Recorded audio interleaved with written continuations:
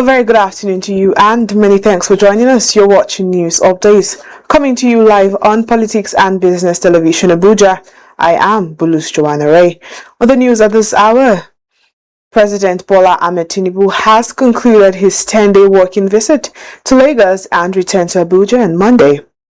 During his stay, the president held strategic meetings with key investors, including leaders in infrastructure and finance, and welcomed international stakeholders such as the Secretary General of the International Maritime Organization. He emphasized his administration's commitment to expanding Nigeria's maritime sector as a sustainable alternative to fossil fuels. The president also marked Nigeria's 5th independence anniversary with a national broadcast from London Barracks and commissioned the newly renovated National Theatre, now named the Wole Soyinka Center for Culture and the Creative Arts.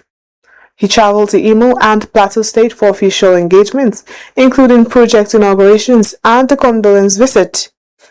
Tinubu's media team highlighted the visit as a demonstration of his dedication to national development and inclusive governance. Meanwhile, the All Progressives Congress (APC) has dismissed comments made by former Vice President Atiku Abubakar regarding President Bola Tinubu's recent visits to Plateau State, describing them as politically motivated. An APC spokesperson, Sheye Oladejo, stated that Tinubu's trip was a show of empathy and national leadership, not a diversion from pressing governance issues.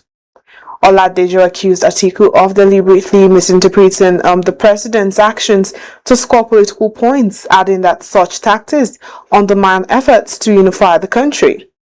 He urged opposition figures to focus on constructive engagement rather than exploiting sensitive moments for partisan gain. In the meantime, confusion surrounds the enforcement of Nigeria's tinted glass permit policy as court ordered to maintain the status quo pits the police against the Nigerian Bar Association. While the NBA insists enforcement should pause until the case is resolved, the police argue that courts didn't bar them from proceedings. Legal experts say the ruling is contradictory, fueling uncertainty among motorists. The NBA has offered free legal aid to those harassed, raising concerns over transparency and the use of private accounts for permit fees. Another development, Governor Siminalayi Fubara of the Rivers State held a closed-door meeting with Minister of the Federal Capital Territory, Nyesom Wike, and several of Wike's political allies in Port Harcourt over the weekend.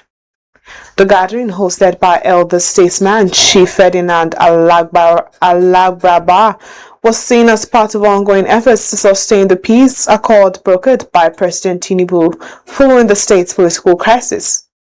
However, notable allies of Governor Fubara were absent, raising fresh questions about internal cohesion within the camp.